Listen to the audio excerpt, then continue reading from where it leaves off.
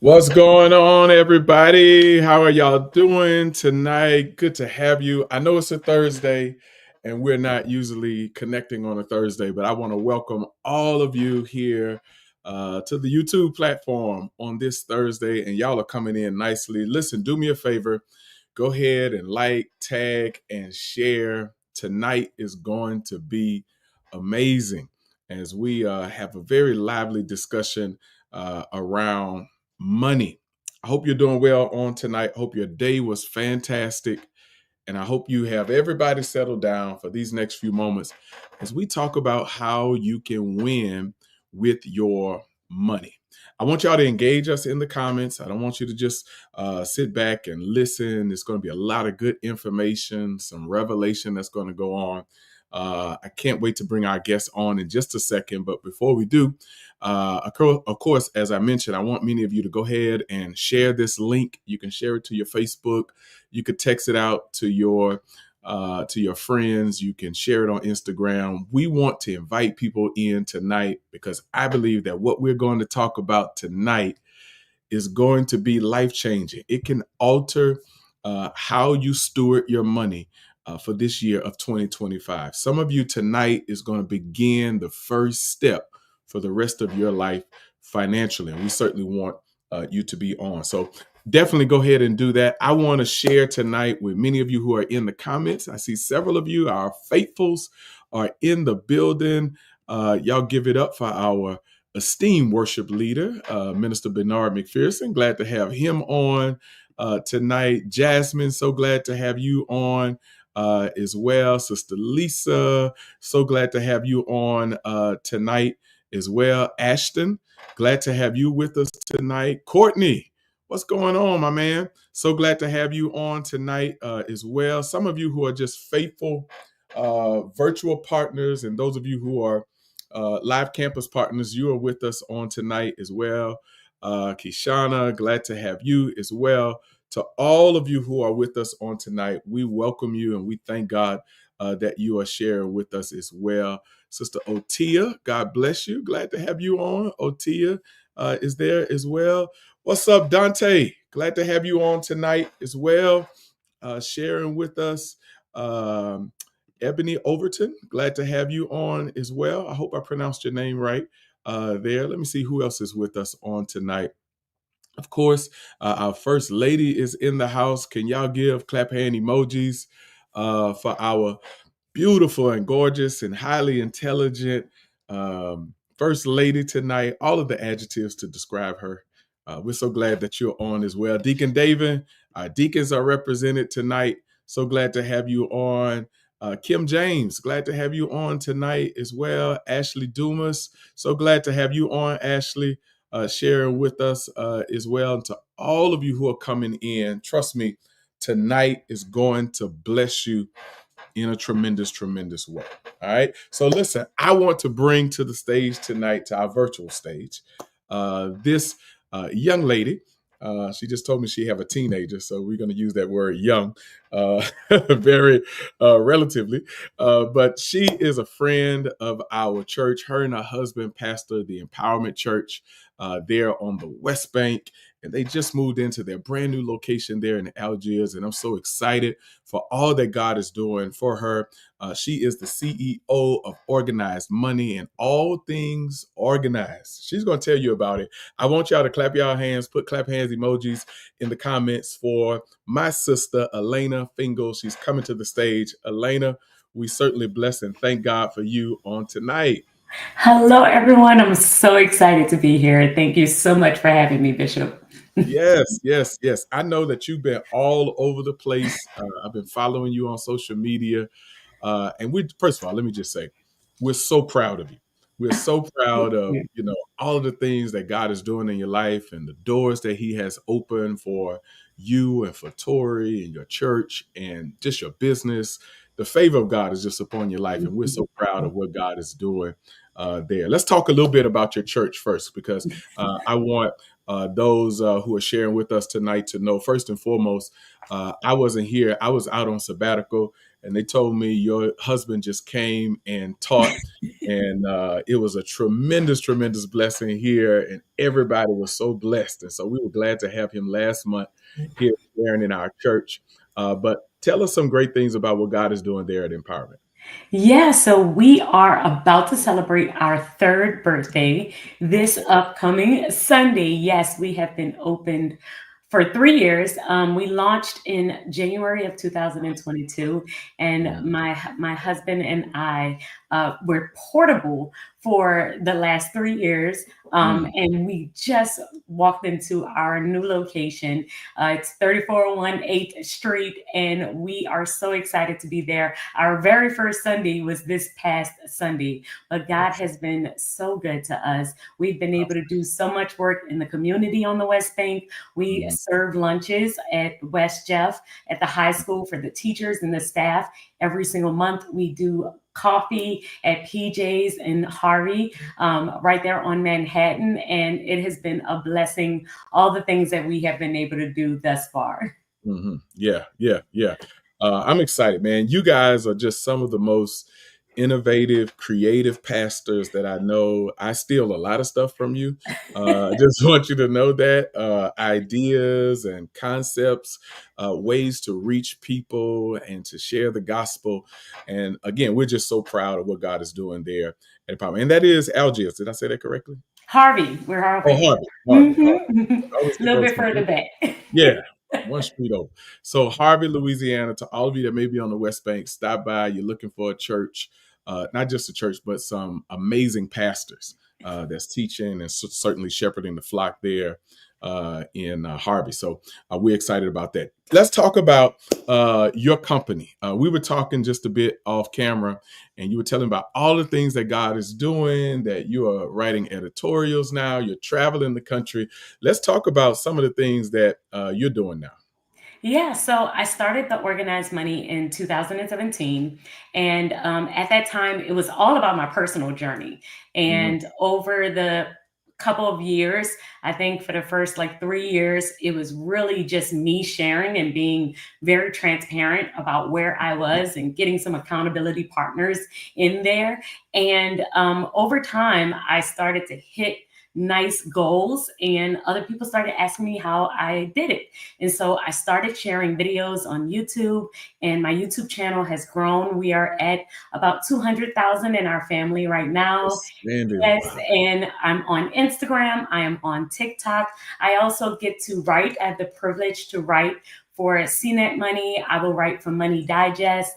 I've been featured in a bunch of different publications from Forbes, Yahoo Finance.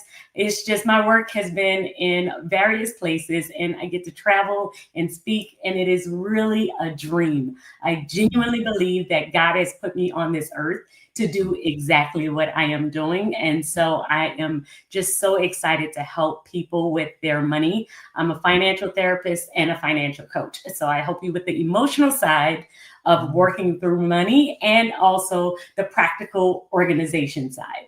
Man, I want to get into all of that. But Yes. before we do that, because, I've been knowing you and Tori for several years now, and this started off small. I mean, were you naturally just like a type A person that had to be organized, planned out, and God took, that, uniqueness of you and just morphed it into what it is now? Yeah, I can definitely contribute that to my mom. Shout out to mom. My Yeah. mom is the most organized person I Mhm. have ever known. I've never known anyone else who can be as organized as she has. But ever since I was a young girl, she has always given me principles and tips and strategies on how to organize. However, I always thought that that's just what everybody did. And that was just the principles that everyone learned. And so I've had a planner since I was about 10 years old. And I would stray away from different things. And then I would always end up coming back to my core. I always like would just apply my mom's principles. And then over time, once I started the Organized Money, it just fell into place. And I started helping people with their money. And then it led into the emotional side, it led into time management. And it's mainly because I realized that the things that I learned as a kid that my mom and my dad taught me growing up, everyone didn't know. And so I wanted to give other people who didn't have the privilege of having that type of childhood, I wanted to help them along the way as well. Outstanding, outstanding, man. We were just talking about that. I think it was last night in Bible study, how God has given everybody a gift, and you just have to work your gift, even from the small stages, and despising not that day of small things. And God, I've been able to watch how it is that He is just taking you from one level to the next. I want to know how many type A's we have out there. How many people that's on tonight? I I'm want about you to to. talk type A's. Put it in the comments. We Yeah, give me a represent. raised hand in the comments, because I am not a type A. Okay. I am not the most organized. And that's why I thank God for my wife. She is very organized. She keeps our house organized. She keeps me organized. And so, in business, they say you have to staff your weakness, but I believe you have to marry to your Yeah. weakness as well, so that you can have somebody that compliments you. So, yeah, throw the hands in the emoji if you're a type A. Yeah, Dana says she's a type A. Yes. Dana in trucking, excuse me. Tawana's a type A. Yes, yes. T. Erica. Yeah, some of you, I know you got to have a schedule for everything. Okay. And I promise you, I'm getting better. I promise you, I'm getting better. And so the organizational side, a lot of people, and you touched on the emotional side of finances. And I think I want to start there, because I want to start with the emotional, and then I want to go into the organized, and then we'll take this conversation some other place. Let's talk about that, because I think that's a new concept for a lot of people. When you talk about that, there's an emotional side to money, Mhm. that there may be some emotional damage that an individual may have that may manifest in their money. Let's talk about that. Yeah, so there are a couple things that could be going on at the same time. The first thing that you need to know is that just as you were born with a spiritual gift, just as you might have a certain love language that you were born with a money personality. Hmm. There is a natural indication of how you handle money, and Hmm. you may not even realize that you handle money that particular way. Yes. The other thing is that the house that you grew up in could play a major part in how you look at money. So there are like four different money types of houses. So if you grew up in an unstable money household, which means that sometimes y'all had money, sometimes y'all don't, that affected you. If you grew up in a house where they did not talk about money at all, we don't talk about money in front of the kids, you grew up in an unaware household, which means that you grew up in a space where no one taught you anything. And then as you got probably around your 20s, you're 25, now you're just expected to know everything about money. And you didn't have a space where you could learn about that. And Hmm. so, or you could have grown up in a fearful household where we didn't have McDonald's money, and we don't have money for this, and we don't have money don't grow on trees. And so when we hear those types of things as a kid, when you're around 3, that's when you start to realize that money is a thing. And when you're about 7, that's when your financial habits start to sit. So if your financial habits start to set around 7 years old, but you don't actually have money in your hands until you start working your first job, which you could be 16, 17, we're talking about years of conditioning. And then once you start having a handle of your own check, now all of those years will take hold. And the habits that you display could be because of your background. It could be because of your own personality. It could be because of your triggers. And there are so many things that we might have to work through in order to get you to a space to where you can manage money well. Like we all know, spend less than what you make, right? Yeah. We know the principles, but sometimes Yes. it's very challenging to apply those principles. Mhm. And it's because of those underlying issues. It's because Mhm. of the emotional side of money. Money is very emotional. And once we can figure that out and figure out our triggers, then we can handle it better. Mhm. And with the clients that you've worked with, how many of them struggle with that emotional side? Do you see that A as lot. like a big factor in financial It, challenges? I would say it is about 80% of the people that I will work with. They will have some type of emotional tie to money that they don't realize that they have. And it can cause us to do a lot of impulse spending. It could cause us to try and keep up with the Joneses. It can cause us to do a bunch of things that we may not even realize that we're doing. And so, Mhm, what we usually do is try and attribute it to something else. Oh, I just need to make more money. Right. mhm, And so we'll say, I just need to make more money, or I don't know why I'm spending money, or I just need to get out of debt. But mhm, we have to sometimes go a little bit deeper and figure out, why are you keep getting into debt? Like, what's mm, causing you to spend? Why are we spending late night? And usually it's some type of trigger. You could be bored. I know I had a client once who every time she was bored, she just would do it as a hobby, and she would just go on her phone and just shop on TikTok or shop on mhm. Amazon just because. Or, she just felt like, if I had this outfit, then I'm gonna feel better and I'm gonna feel like I'm about and I'm successful. And so there are many things that we usually have to do a little bit deeper dive before we can kind of work on those habits, those financial habits. Yeah, yeah. One of the things that I hear a lot from people, even when we're doing, spiritual counseling around money, is this whole concept of I deserve. Yes. Like, there's sometimes people work so hard to get themselves in a good financial position where they're making more income, but the I deserve type of mentality pushes them into a place where they overspend, they live beyond their means because they think that because now that I have a degree or now that I've started this business, that I deserve something. And so therefore you put yourself back in the same bondage, just at a higher level. Yeah, and here's the thing. We all want to live our life. And so this is not about just sacrificing so much that you're no longer having fun or living your life.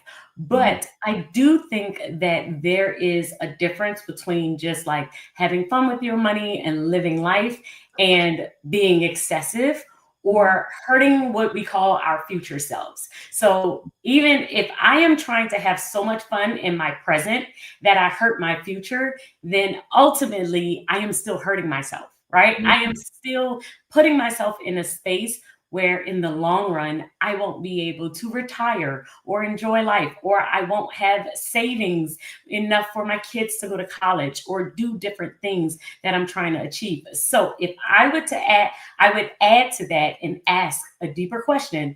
All right, so is what you're doing right now to have fun, or the things that you feel like you deserve, are they costing you something else in the future? And if Mm, the answer is yes, then we need to go back, because then it's not just I deserve. It yeah, is, okay, I need to figure out, why do I feel like this is the only thing that can make me happy? Because yeah. it's actually hurting me in the long run. Yes, yes. The pandemic brought to us the whole outside type of thing where, people were taking trips and they were working from home. So now they could travel and be remote and so forth. And a lot of folks now have developed habits. We were meeting with our financial advisor at the end of last year, and he made this statement that I keep repeating. He says that your money has to outlive you. Mhm. So you have to live in a manner where you don't outlive your money. Yes. You want your money to outlive you. And so we're going to get into some of those things about savings, about investments, taxes, one of the things that we were Mhm. talking about off camera as well. Let's talk about the organized part. That's how I want to Mhm. slide into this next segment. I read something on your website, I believe it was, and please forgive me if I misquote this, that a large percentage, I think it was 72% of the people who are organized are well off. I want you Yes. to elaborate on that when we come to talking about organizing our money. Some people, they just live day to day as it Yeah. relates to their money. But you're suggesting that we take a different approach to that because people who are organized are people who are well off. Yeah. So when we talk about organization, we are talking about the way that we manage our time and the way that we manage our money. So when we I know, and we always say it, oh, time equals money. And, but I think that a majority of people will say it, but they don't realize how much spending a little bit of time with your money and allocating your time as you look throughout your day can really help you overall financially. Mhm. 72% of people really do not pay attention to their money on a day-to-day basis, and it costs us so much more. It will cost you with your not paying attention to your budget. You're not exercising any type of self-control. It's hurting your savings. It's hurting your emergency fund. You aren't set up for retirement. So now you have the possibility of outliving your money. You aren't sitting down with a financial advisor. And what ends up happening is we get to a certain place where we get a certain age, or somehow we have a realization where we like, oh my goodness, now I'm trying to go back and fix. And it takes so much more for us to try and fix it after we have lived years after this, instead of just saying, you know what, let me do a little bit now. And when I talk about this, a lot of times people feel like they have to blow up their entire life and start over. But what we're talking about is small habits, small things that you can do, like creating money dates, where you take 15 minutes at the beginning of the day and you look at your money. Just look at the yesterday's transactions. Like, how much do I have in my account? How much do I have left to spend? How many bills do I have coming up? Small things like that, or taking out cash instead of constantly swiping our card, so that we could stay on top of how much money we actually have to spend throughout the rest of our paycheck, right? And even thinking of just little things that you can do, like your investment and your taxes, and planning ahead for taxes, and thinking a little bit deeper about our income. And I know many times people will take their income and just be like, that's it. That's Mhm. all I have. And they won't even look at possibly making more. But there are so many small things, micro habits. That's a great way to phrase it. But there are Mhm. so many things that we can do, small things that can help us actually Yes. set up our money and organize our money. Outstanding, outstanding. Yes, so much there, so much there that we can dive into. Let's go a little deeper. So, what are some of the things that we can do to get organized in our money? Some day-to-day things that we need to do. One of the things that I suggest to couples whenever I'm doing premarital counseling is that they have to, before y'all tie this knot, you have to have a household budget. I Yes. mean, and not in your head. It needs to be on a spreadsheet on somebody's computer, and y'all need to be looking at it at least every 30 days to track how you're sticking with that. So I know that, when you spoke to us in times past, you've had apps and tools that you recommend. I know you have a personal planner that you have available as well. Talk to us about some of the tools that's available for us so that we can get organized here. Yeah, so I'm gonna put a few in the put it in the chat. The very Yeah. first one I'm gonna talk about is Capital. So Capital is spelled with a Q. This Mhm. particular app is one of my favorite saving apps. It is one where if you like to do micro savings, it is a great app for that. Mhm. I will use this one every single year in order to get prepared for Christmas. One of the things that I will do is set it to take out like $25 every single time I get paid. And Mhm. by the time I hit Christmas, I have about $1,200, $1,500 just set aside for that. You can do multiple savings accounts within the Capital app. So you can have something for Christmas, you can have something for travel, if you have a birthday coming up, anniversary. And I love this app because it's a great way to save throughout the year. Mhm. Another one that I have is a spending tracker. So this one is an app within the App Store. Now, this particular app is completely free, and it is a great way if you don't like to write down all your bank transactions, or you just want to hurry up and jot them down right as you leave the store. This is a great way to track your spending throughout the month. So I will use this one in order to kind of track and stay on top of how much spending I can do. And then I have another budgeting app, and it's called YNAB. You Need a Budget is the acronym is YNAB, and it Ah, is a great app for people who want to budget every dollar. We always talking about budgeting your money, staying on top of it, and seeing how much you have, especially for couples. This is a great one because both of you all can see, and you can see where we are, what bills we need to pay, how much saving we have set aside, how much debt we've paid off for this particular paycheck, and it helps you to stay on top of it all. Mm-hmm. Outstanding, outstanding. One of the things I never forget when I got my first real job. I think I was making at the time like $60,000 a year, and coming right out of college, I thought I was rich. I literally thought I had made it to the top. And I never forget, one of my mentors told me, he says, in life, it's not about how much you make; it's about how much you keep. Yeah. And so when I was looking for apartments, I was looking for, $2,000 a month apartments. And he was like, whoa, slow down.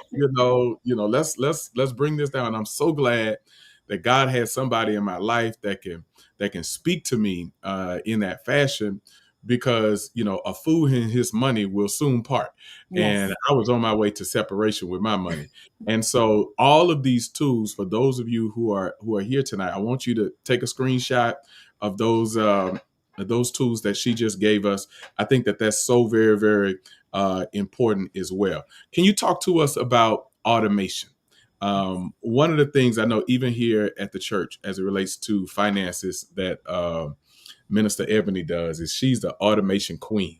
She Mhm. has everything on automation. And I'm wondering, should I get rid of you since you have all of this stuff on automation? But no, she does such a great job at automating our finances, keeping everything in line. And many of us do that as well. There is this stigma in the Black community that, I'm not about to automate anything Yeah. because I don't know if I'm gonna pay y'all next month or not. So talk to us a little bit about automation. So, automation is a wonderful way, especially if you struggle with being consistent, being on time with your money, paying bills on time, paying off debt, or saving. Automation is definitely the way to go. You want to automate as much as you possibly can, especially if you also have a hard time with. With actually sitting down with your money, right? We talk about having money dates and spending time and looking at the app. But if you're like, you know what, I'm just not, I don't think I'm going to continue, I'm not going to do that consistently. Like, we know ourselves. And so that's the very first thing. If you know you're not going to consistently do this, then automation is the way to go.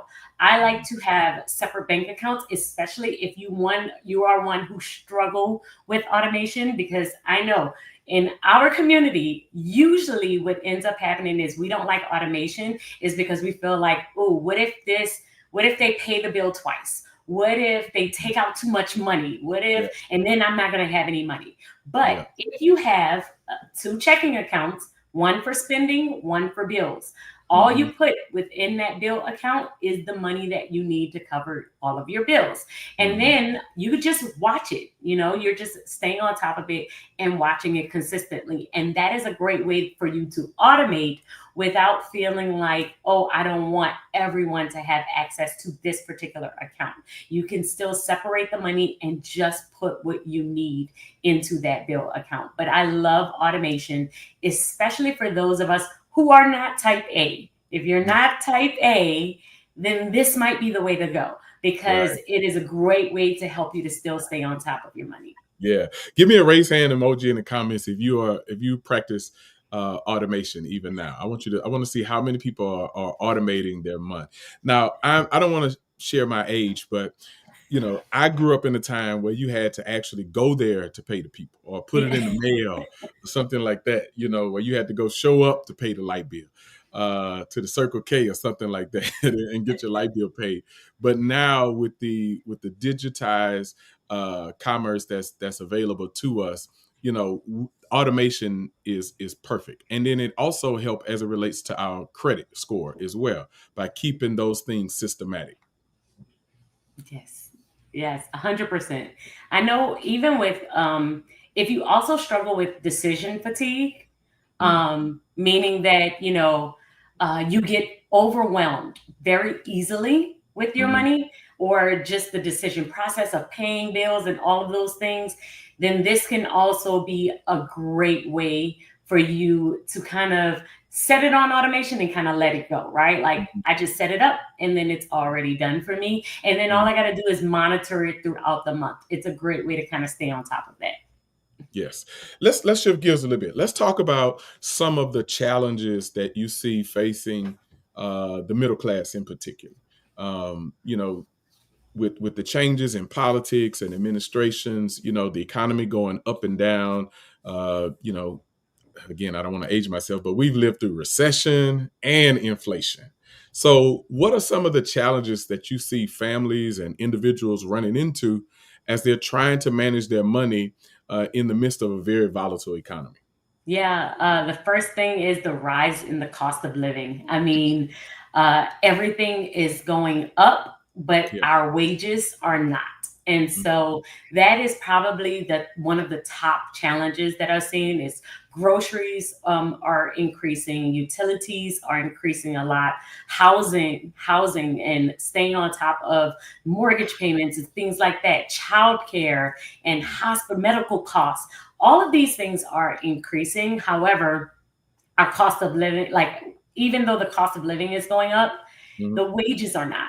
Yeah. And inflation is really hitting home for a lot of the middle class and the middle class families. And so, what we would need to do during this time is making sure that you are constantly looking at your budget. So, this is the time where, yes, this is the budget you may have had last year, but now we might need to review it in a new light. We may need to track our expenses in a new way. We may even need to look at increasing our income in other ways. And nowadays, this is the great thing about the current times that we're living in is that there isn't just one way. Like in the past, you had to just go and get a second job. It had to be something where you left your home. But nowadays, there are many other avenues that you could possibly take without having to leave your home. You could possibly work just from your home on your computer. When I first was starting my journey, one of the things that I did is this is before I started the organized money, but I wanted to start to create an extra income stream. Is I worked on Fiverr. So if you don't know what Fiverr is an app where you could do like side gigs. And within there, you could do bookkeeping. You could do, there is a transcribe app. I have my sister in law, she sings. And so she would take these little gigs where she would just use her voice and she would sing for them. And then I had another friend who did audiobooks. And so she would use her voice to just talk audiobooks, and you get paid per gig, right? And so there are Upwork, is Fiverr, but there are different things that we could possibly do to increase our income, track our expenses, and try and monitor that overall cost of living. Now, sometimes if you know it's like, okay, I'm just not making enough to meet my needs, then you may need to look at something like Fiverr or Upwork, especially if you don't want to leave your house. But if it is a way that you can monitor your spending and look, most families have one or two categories that they tend to go over in. Ours is food. Mhm. If we go over, I know it is because we are eating out too much. Mhm. We love restaurants, we love to go out to eat, and that's not a bad thing, but we just have to monitor it. I just Yeah. can't, we have to make sure it's not excessive. And Mhm. most families have one to two categories that they can probably limit, and it will help their budget. Mhm. Yeah, what are some budget busters for those of you that's in the audience tonight? I want you to put some budget busters in it. I think ours is food as well, Mhm. because you could go out and before you know it, it's the I deserve or I don't feel like cooking. Yeah, a lot of people are saying I think food. food is like number one. Yeah, I feel like number one and number two is food and shopping. Amazon. There we go. I was yeah. waiting for somebody to say Oh, that somebody said Amazon Amazon. one. Oh yes, that's my wife. Oh my God. Sis, Amazon. same. Yes. The Amazon lady know us by name. Like, hey, Mr. Hebert, here you go. This for your wife. Yep, Yes. there's another one said. Travel is another one. There are many like ones, but most of the times we know our triggers. We Mhm. know the thing that will trigger us and cause us to overspend. And so usually you don't have to monitor all the categories and track every single one. Track the one that you know. Yeah. That's your vice. So for me, I am normally tracking food. If I don't look at anything else, I'm gonna look at how much I'm spending on food. Ooh, sneakers. Yeah, sneakers. Yeah, yeah, that's a man's thing right there. Yeah. We will buy some sneakers. All the ladies got Amazon and Matt, I Target. get stuff delivered to my cousin's house. Yeah, yeah, yeah. Oh wow. Yeah, if you got to get it delivered to your cousin house, we need Yeah, filling and that's a deliverance thing. right now. Wow. Yes, indeed. Yes, But indeed. yeah, we know our triggers, right? Mhm, And so once you figure out that trigger, then that's the and do not delete the category. I mhm, will, and I know that the tendency is I am going to stop in this category altogether, but you don't want to do that. And let me tell you why. It is just like crash dieting. mhm, And if you've ever done a crash diet, is when you stop doing something altogether, but after a while, you end up binging because you miss it and you love that particular thing. So, what we're trying not to do is we're trying to limit it, but not delete the category altogether. So, I never say we're never eating out. I'm not going to eat out for an entire month. I don't usually say that just because my family and I enjoy it so much. And that's how you kind of get into that. I deserve to eat out. I mhm, deserve nice things. But mhm, if you normally spend $100 eating out, try 75. mhm. Just bring it down a little bit and put that $25 into your savings. And then Right. once you can kind of get that on the handle, then maybe you could bring it down a little bit more, unless Mhm, you are good with that number. But we are just trying to condition ourselves and change our habits. We're not trying to overhaul our spending altogether. mhm. Right, right. Do you guys do like meal prep or anything like that to kind of help with budgeting? So we will plan out our meals at the beginning of every single week. Mhm, So our main thing, and I don't know if this is half of the people who are in the comments, y'all let me know. Ours is usually someone not cooking because we're both busy. Right. And mhm. so if Yep. I'm running around with the kids and my husband is running around and he's doing stuff, then by the end of the night, no one wants to cook. Everyone's like, yep, let's just order something. And then we kind of go from there. But Mhm, what we'll do is now we kind of look at the entire week. And usually I'll say, okay, Monday, what do we have? Well, I have a lighter day, so I can cook that day. My husband might say, oh, I got Wednesday. But if Tuesday, both of us have really, really late nights, then we'll say, okay, that's our one night of eating out. mhm. And we'll plan it ahead of time. So planning it, meal prepping, thinking about what you're going to eat and putting it in the fridge and having leftovers is some of the best things that you can do. Planning out your food is probably going to save you one of the, especially if food is your vice, it's going to save you so much money. Yeah, yeah. Now, you were talking before about creating multiple streams of income to kind of help even in this time of uncertainty. Let's talk about those who are entrepreneurial. And how I always like to talk about how your business can become legit because a lot of times in our community, our businesses start out and they're not legit. And what I mean by Mhm. that is not we're not registered with the Secretary of State, we're not paying taxes. It's not legitimate in that sense. And no knock on for the people who have to do what they have to do to start up. But what are some things that we can do to go legal with our business so that we can continue to expand and to receive that income without the threat of you know, some type of penalty. Yeah. So, and I saw this a lot in 2020. So in 2020, when the pandemic hit, I was doing something called the organized business, and the organized business is where I help entrepreneurs organize their business and make sure that they have everything in place. The thing was though is I was trying to tell people about all of the SBA loans and the PPP loans and all of the money that was available for entrepreneurs, but because they were not registered, And Mm, because they didn't have an official LLC, because they didn't have a separate bank account, because they didn't have an EIN number with the federal government, and they didn't file taxes, they were not able to access that money. They were mhm, not able to get the grants. We were not able, and that usually happens a lot with our businesses.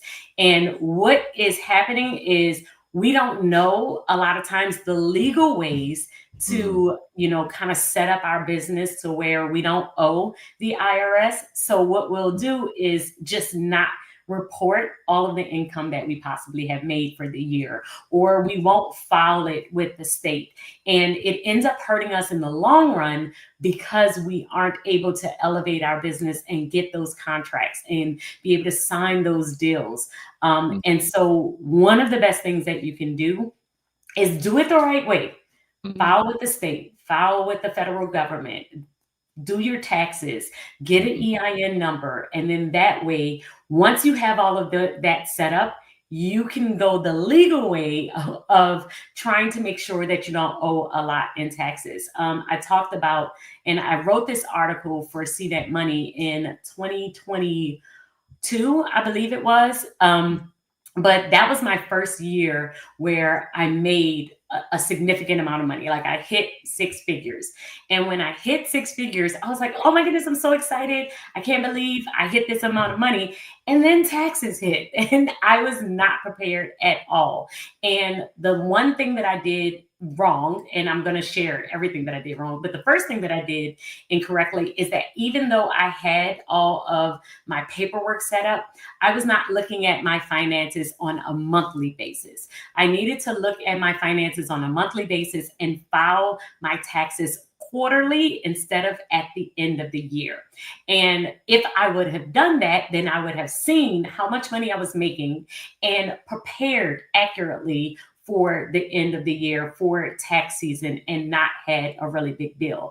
I mhm, ended up owing like $10,000 at the end of the year. And it's because I did not file quarterly, which mhm, means I had all of that money just hit all at the same time. And I had not had my retirement accounts for entrepreneurs set up properly. So mhm, we can do a SEP IRA, which is self-employed IRA, just for people who are entrepreneurs. And when you do that, you can put that money that you could possibly owe to the IRS, you put it into your retirement account instead, and it's dollar for dollar. So mhm, it can take away that bill very, very quickly. And mhm, so now I know it, but now I started to teach other people that that's the way to go. Make sure you set this up. Make sure that you're looking at your accounts. Make sure that you're doing this quarterly. Make mhm. sure that you're kind of monitoring how much are you making? How much are you spending? Are you actually turning a profit?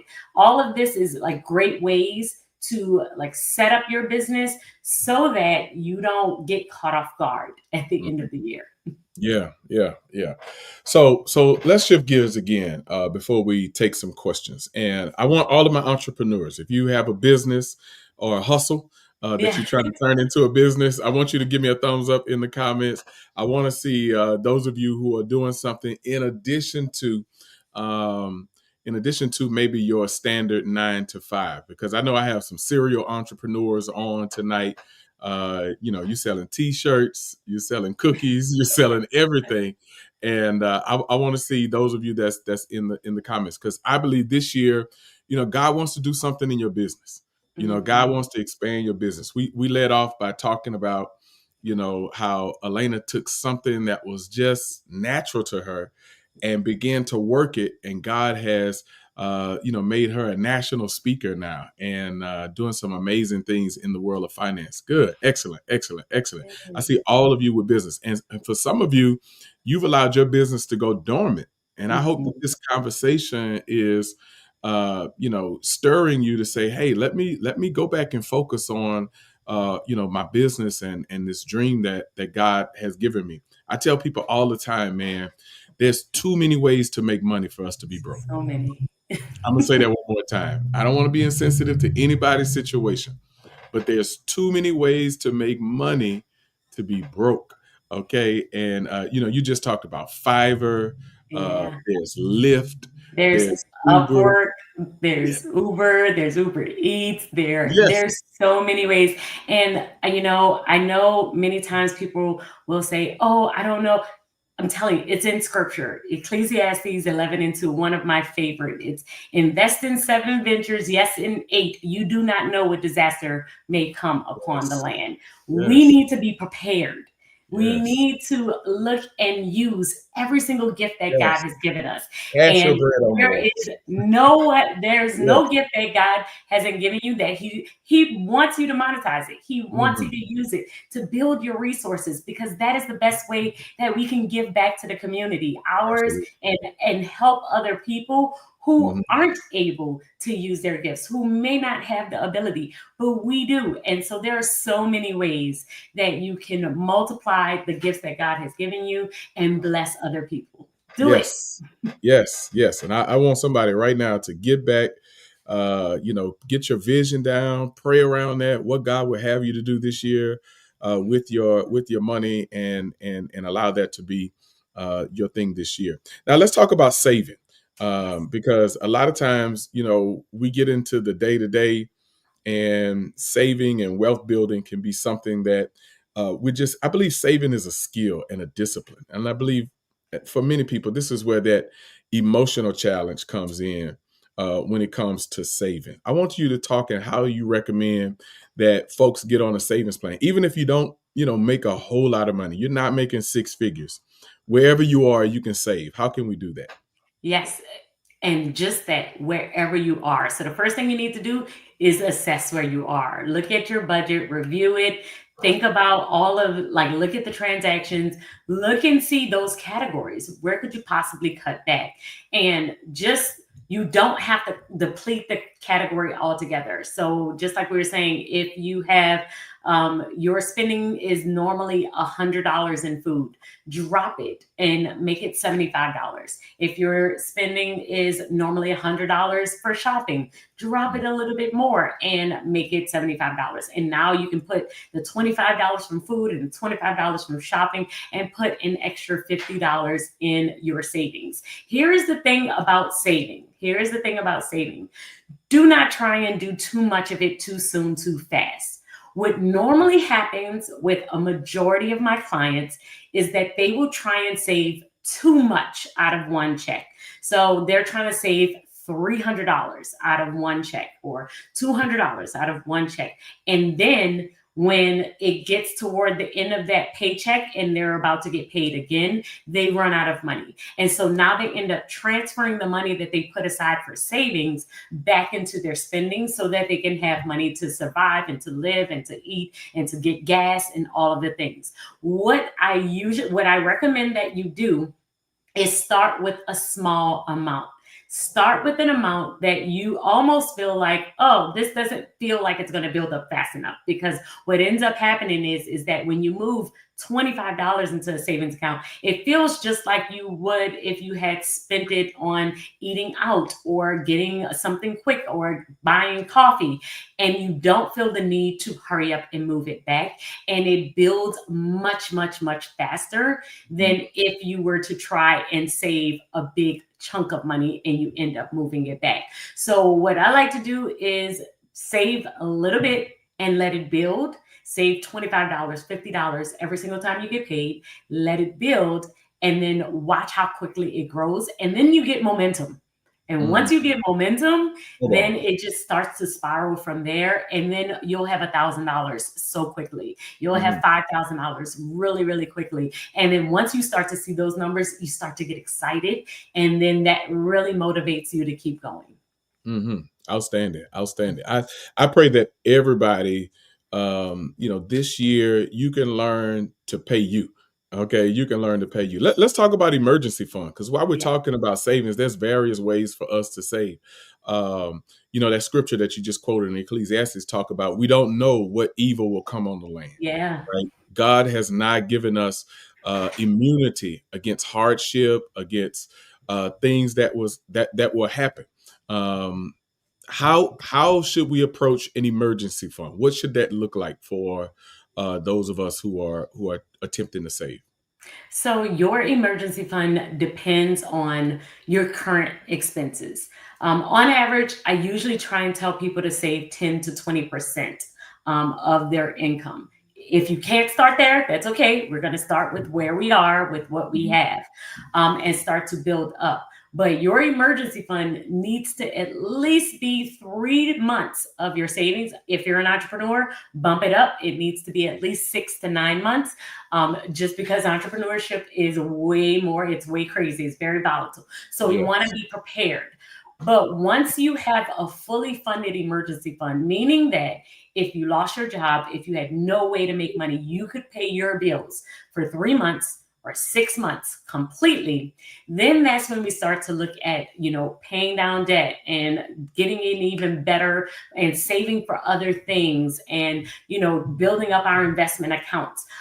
We want to just kind of pace what our priorities are, as far as, are you the type of person that likes to have a certain amount that you are able to spend throughout the year? You want to think about your current living expenses, how you like to spend money, and also what you might need if disaster comes upon the land, if there is Mm. evil upon the land. And also consistently thinking about different ways that you can use the gifts that God has given you. I see a nice number of you in the comments that are talking about, like, just there's so many ways to make money. And sometimes that can also cause us to get in our head because there's so many options. But I Mhm. really want you to focus in on how God has gifted you. What do people normally compliment you on? Ever Mhm. since I was a little girl, I remember high school friends being like, "Oh my goodness, your stuff is so organized. Your notebook is so organized. Your backpack is so, teach me, organize my locker," right? From Mhm. when I was a little girl. And it shows me that God already had this plan in place. There is something that everybody compliments you on. There Mhm. is something that every single time you do it, somebody is like, "Oh my goodness, you give amazing advice." And everyone comes to you to hear your advice or to ask you questions. And you could be an amazing life coach, or you always are organizing different things in people's houses. And that's something that God has called you to do. And usually, what it feels like is, I do this for fun and nobody's going to pay me for this. And I promise you, it is the exact thing that most people will pay you for, because it's a gift to you. But to other people, it is the biggest help. It is a godsend to Mhm. someone else, something that you are like, this is easy and it's a no brainer for me. Mhm. Yeah, yeah. We like to say in the church world all the time that what you're anointed to do comes easy to you. Um, Yes. and that's not just for church. I believe what God has uniquely anointed and gifted people to do, it comes easy, and for that we take it for granted. We say, Hmm. "Oh, this is just something I do," and it comes so natural. So we're almost out of time. Geez, the time has just gone by. I want you guys to put in the comments any questions that you may have. We want to jump into some questions right before we get out. Now, as we're talking about uh, preparing for retirement, that's going to be the last place that I go. We'll go back to that statement. You want your money to outlive you. Okay, so we have to prepare. The worst thing in the world is to be, needing to retire but can't retire Hmm. because you did not take an opportunity while you were in the sunrise of your life to prepare for the sunset of your life. So, how can we begin to have a focus on retirement? So the first thing is that just as much as you think about savings and you think about your paying down debt, you also add in your retirement. And your retirement is based on a couple of things. It could be based on how much money you need at the end of when you are ready to retire, right? So I have looked at, when I was looking at building my overall retirement, I looked at how much money we currently have, what are the type of bills we believe that we may have at the like when we are closer and ready to retire? Do I plan on moving again? Do I plan on doing travel in retirement? All of these things matter because that really will help us to see how much money do you actually need. And then start to plan for those things. Start to set aside money for who you are right now. So I am thinking about Alaina in the present and also Alaina in the future. So Alaina in the present is setting aside money for her kids, like just for their day-to-day expenses and their clothing. But Alaina in the future needs to prepare for college. I have we've been preparing for college for like the past 5 or 6 years because, like I said, my oldest will be 13 tomorrow. College is not far for us, right? And so thinking about who you are now, how much you need, but also thinking about how can I put a little bit aside for what's coming up. And compound interest is amazing. And so you want to take advantage of that as much as you can. So even if you have $50, okay, take that 50 and put it in a Roth IRA. If you have $100 that's going extra in your business, put it in a SEP IRA. You want to think about and strategize of the different things that you may need as you get older and start to put that money aside now. Just like I put aside a little bit of money for savings, I do the same thing for my investment accounts every single time I get paid. Let's jump to a few questions. Yes. Nita says, do you think 1K in an EF is a good start or not enough? So it is a start, but let me tell you, the average cost, like the average expense right now, and this depends on your house. So I am a family of four. It's me, my husband, and two kids. I can tell you right now, the average emergency in our house can be like $2,000, right? And it's because the house, I know I can remember back. Our kitchen flooded once, and that was about $2,000 to get all of that repaired. We had our refrigerator go out, and that cost me like $1,500. So my question to you would be, what's the average emergency? Something happened with the car, something went flat, and how much did that cost you? That will give you a good indication of how much you might possibly need. And when we're talking about an emergency fund, we are talking about if you lost your job today or tomorrow, could you afford your life for 3 to 6 months? And usually $1,000 is not going to be enough. What I would recommend that you do is add up all of your bills and then times that by 3 or 6, and that's your emergency fund number. Yeah. I remember when I was first starting out, man, it was like, okay, if you lost this job today, and this was my aha moment when I was about 23, 24 years old.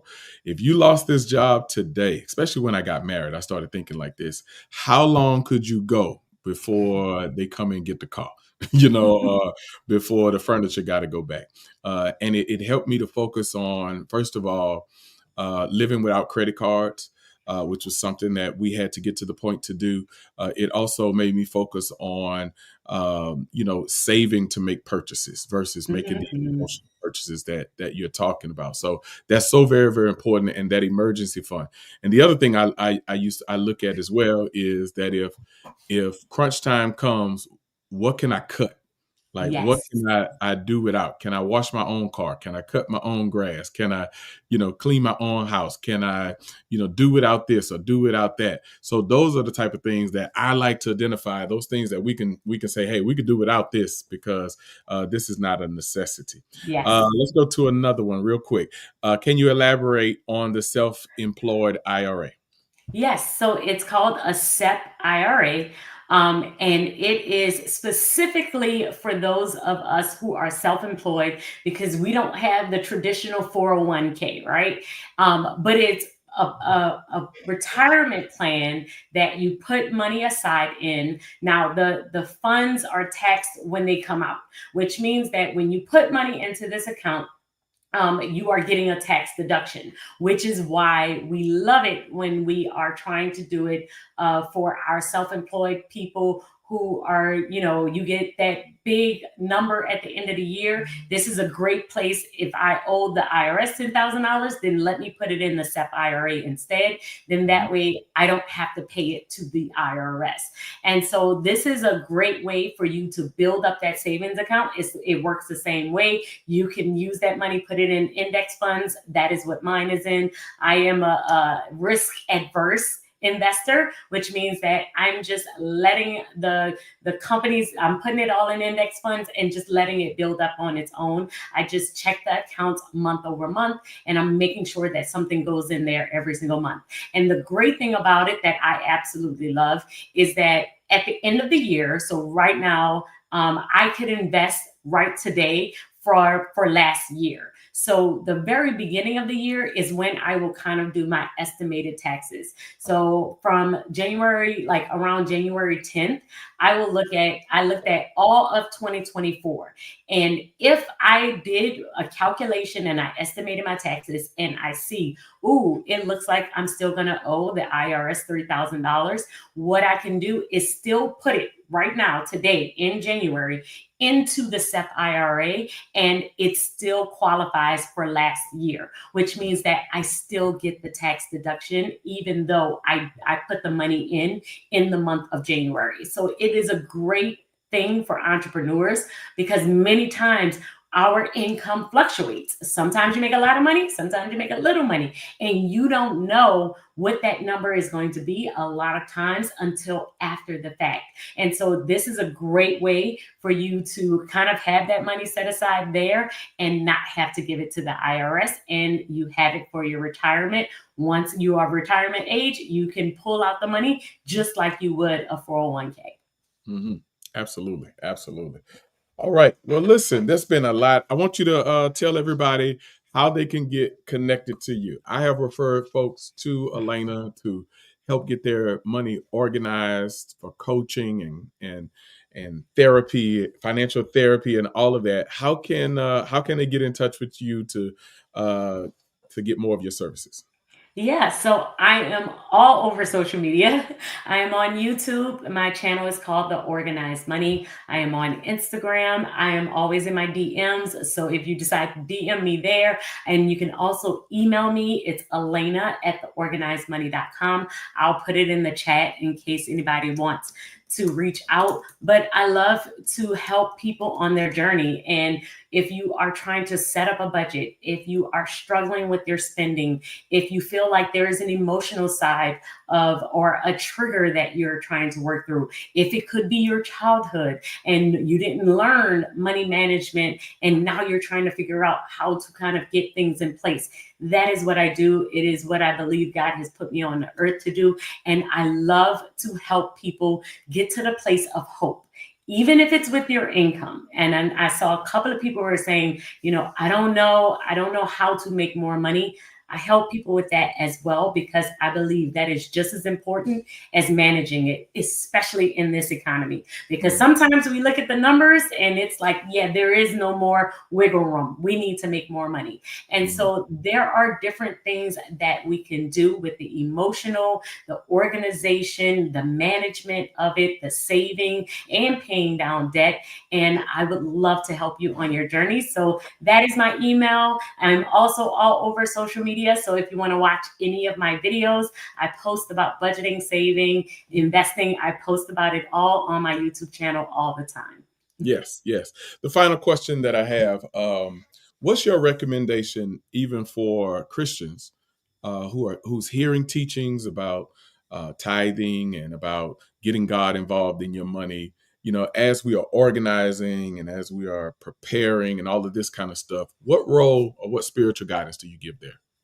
So there is so many scriptures on money. God talks about money so often. And I think it's because he knew that it would be a resource and such a big part of our life.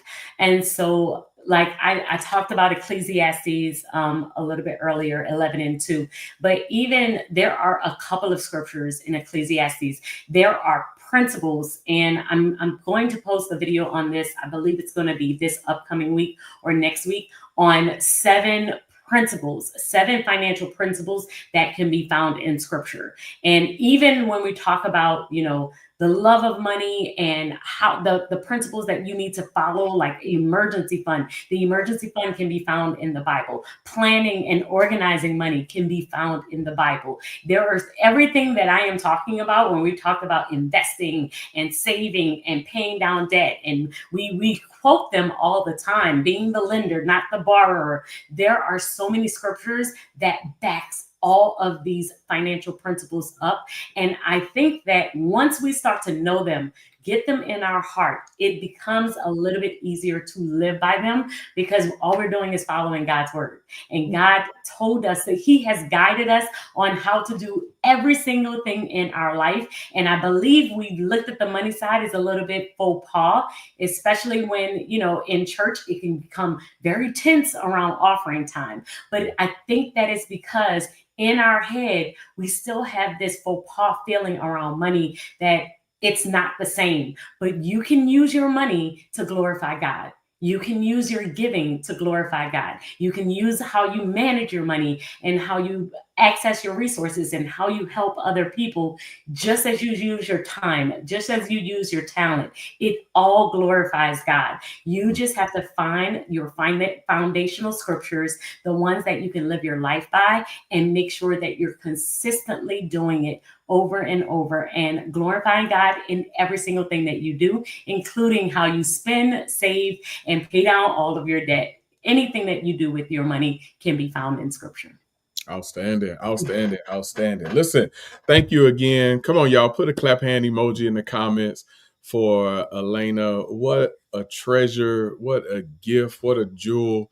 And we're claiming part of you. You're ours as well. Okay. So as you go up, we're so grateful and thankful to God for all the things that he's doing in your life as well. So y'all go to her website, go to her YouTube page. It's a mountain of resources that I believe can help you in business, can help you even in your personal life as well. Thank you so much, Alaina. We love you so much, you and Tori. Our prayers are with the Empowerment Church and everything that God has your hand upon. God bless you. Good night, everybody. Thank y'all for joining us. Good night.